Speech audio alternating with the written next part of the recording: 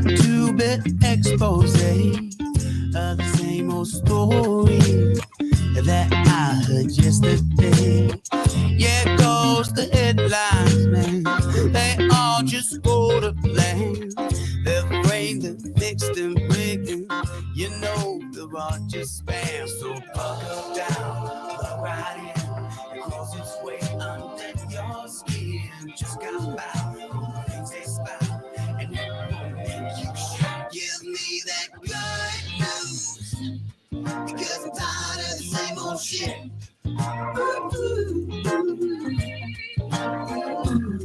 Oh, yes. Good morning. Here we are. 21.6 The Net. The Grounds, Giles and Jones, the most unique show on 21.6. Uncle Pete right up there is saying, hey, if you put that link into your URL, come on board and you can be part of the show live as we are killing it. Of course, The Grounds with Giles and Jones brought to you through the financial support of our good friends at, I don't know, let's say Cannabis CBD. How about that? Cannabis, you'll see it up here. Scott's not here. He knows all the numbers and everything, but I don't know, Cannabis CBD shop right here down on Front Street in McHenry. This over here to my left, your right, depending on how you're looking at the screen, is not Giles. This is Mathius Carter. Mathius, good morning, man. Good morning. How are you? I am well. Mathius Carter is author extraordinaire, vet, and a gentleman who has PTSD, and father, all around good guy, and has done some things for the world to for people with PTSD. Yes. Right. Yeah. So I'm an outreach coordinator for Road Home Program, which is a nonprofit through Rush University Medical Center. So we help veterans and their families with the invisible wounds of war. So PTSD, anxiety, depression, and military sexual trauma. And we do it at no cost to the veteran or their family member. And it's amazing exactly what they do. We'll fly them out from anywhere in the country to Chicago for a 2-week intensive program, which is basically 6 months to a year's worth of therapy in 2 weeks. And we do it for awesome. Any veteran, any discharge status, and any era. Nice. And we're just throwing, that is the, that's the Road Home website right there that we're showing up there. It's a little bit small for us, but people can see that there. All right. I can still read the screen up there. We moved screens. We did some things. So I got to use my old eyes. But the Road Home program is amazing. And any veteran in the world. Right. In the world, we've even helped veterans that are expats. So expatriates that live in Mexico and Germany. We've flown them out to Chicago for this program. And then if you live in Illinois, we even have outpatient programs for veterans and their family members. Even when I do these functions at different events, you'll talk to a veteran, especially some older veterans that PTSD wasn't around when they got out. They call it shell shock. Yeah. And so they'll say, oh, I don't have PTSD. It wasn't around when I was younger. And then their family members are shaking their head like they do have PTSD. And then we're able to help the family members, even if the veteran or service member isn't ready to get help yet, which is amazing. So you're an old guy. I mean, you're in your 60s, 70s, right? Why is there such a, I mean, I've never been a soldier, right? My son's active right now in the Navy, so I guess a sailor, right? But I've never been a badass enough to be a soldier, right? So why is there such a stigma? Is it because you're tough? You're like, I don't have PTSD. Right. I think men in general have a hard time going to the doctor when they're supposed to and things like that. Mm-hmm. They're normally pushed by someone else, especially someone they love. But for military, I think it's just being humble and acknowledging that you have an issue. I think it's less of a stigma now than it was a long time ago, and that's because of the Vietnam vets that have come before us and people really advocated for that mental health component. So, the vet centers and different things like that, or organizations like us, that came into play with the Warrior Care Network and things like that. They did that because they saw the need when people were coming back from the Middle East. Wow. Yeah, it's cool. Now, you and I had the opportunity to talk, and last week, and as we were kind of prepping for the show, and I asked, because I'm not that guy, and I'm one of the guys who's like, get over it, right? It's the 4th of July. So we talked a lot about fireworks, right? And I was amazed because I've never asked anybody. I've known a lot of people who have seen combat and been in combat, but I never asked them. And I'm like, well, you wrote this incredible book for your son, and we'll get into that in a minute. But I asked, is the 4th of July really that bad for y'all? In the beginning, especially right when I got back, the 4th of July was pretty tough. I didn't know I was making all the correct steps in order to try to get over it. Right. So they call it exposure therapy. I didn't know what it was. I just figured I wanted to be in a place when I had children to go with them to fireworks and enjoy it, because I enjoyed it when I was younger. Now, after going through CBT, which is cognitive behavioral therapy, and realizing that the danger isn't there, especially here in the northwest suburbs of Chicago. But seeing the colors now I'm okay with. The white flash booms were ones that affected me, and they still do. But I'm working on it. Right. But they were the reason for the book, was the white flash ones that I just, for some reason, my brain can't get past the white flash ones. The colors, I'm like, oh, it's pretty. I can understand it. But the white flash ones, I don't understand why anybody likes those. Dogs don't. I mean, animals don't like those. I don't understand. I was talking with Jamie. She runs the United Way, which we'll get to that in a second. They've got a cool party going on the 29th. It's going to be cool. Good fundraiser. Jamie Maravich. And we kind of said the same thing. Like, nobody likes those. And literally, we went, and they love them. I don't know if it's just they're cheap, but dogs, animals, old people, young people. I mean, it scares babies. Yeah. I don't know when, I don't understand it, but obviously that stuff. And the reason is your training, right?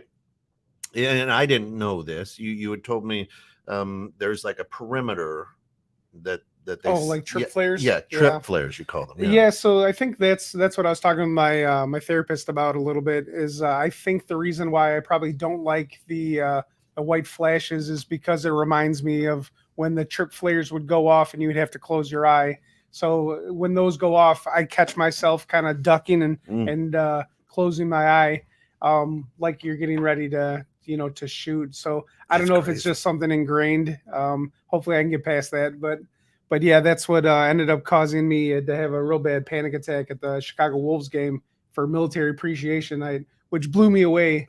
That for Military Appreciation Night, where we saw hundreds of veterans, that they had so many fireworks, I couldn't have been the only one that was freaking out. Right? No way. No, there's absolutely no way. Right? Right. It's so crazy, but yet we do it. I mean, we don't. If you don't have a illness, if you don't have a trauma, if you don't have anything like that, absolutely you don't understand, right? Sure. And our good American attitude goes, yeah, you know what? Get over it, right? Suck it up, be a man, rub a little dirt on there, get back in there. For sure. And it's crazy that we do that instead of trying to seek to understand.